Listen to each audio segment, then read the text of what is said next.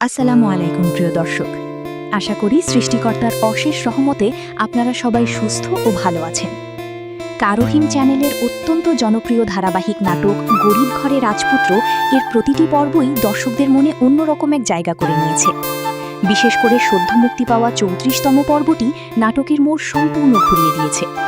মেঘলার গর্ভের সন্তান নিয়ে অনিকের করা এক অনাকাঙ্ক্ষিত দাবি দর্শকদের মনে অসংখ্য প্রশ্নের জন্ম দিয়েছে। আজ আমরা আলোচনা করব আগামী ৩৫তম পর্বে কি ঘটতে পারে এবং এই বহুল প্রতীক্ষিত পর্বটি কখন আপলোড করা হতে পারে। সম্পূর্ণ ভিডিওটি আমাদের সাথে উপভোগ করার আমন্ত্রণ রইল। দর্শক, ৩৪তম পর্বের শেষ ভাগে আমরা দেখতে পাই মেঘলার সাধের অনুষ্ঠানে অনিক এসে এক বিশাল বিস্ফোরণ ঘটায়। সে সবার সামনে দাবি করে যে মেঘলার পেটের সন্তানের বাবা সে নিজে নয়, বরং অন্য কেউ। অনিক জানায় যে ডিএনএ টেস্টের রিপোর্টের মাধ্যমে নাকি এটি প্রমাণিত হয়েছে।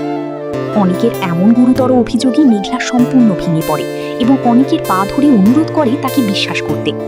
মেঘলা বারবার বলতে থাকে এই সন্তান অনিকেরই, কিন্তু অনিক তার কোনো কথাই বিশ্বাস না করে বৃষ্টিকে নিয়ে সেখান থেকে চলে যায়। অন্যদিকে আমরা দেখেছি রাতুল চরিত্রটির চরম অহংকার ও নেতিবাচক রূপ। সে নিজের চাচাকে ঘর থেকে বের করে দিয়ে এক অন্য মেয়েকে বিয়ে করে ঘরে নিয়ে আসে। আর মেঘলা তার অসুস্থ শরীর নিয়ে সিদ্ধান্ত নেয় যে সন্তানের জন্মের পর সে তার বাবার বাড়িতে চলে যাবে, যাতে তার সন্তান একটি নিরাপদ ভবিষ্যৎ পায়।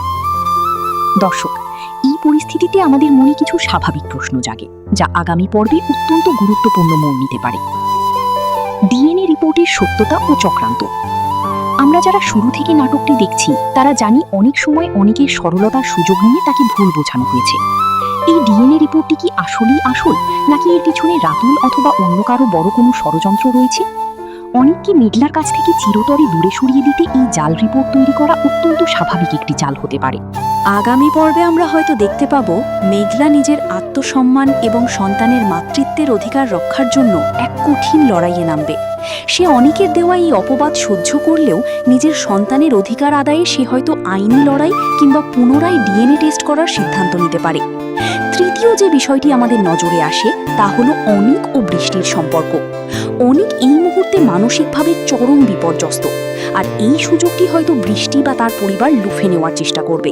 শালিমার বিল্ডার্সকে কবজা করার যে পরিকল্পনা বৃষ্টির বাবা করছেন, অনিকের এই ভুল বোঝাবুঝির পর তা আরও সহজ হয়ে যেতে পারে।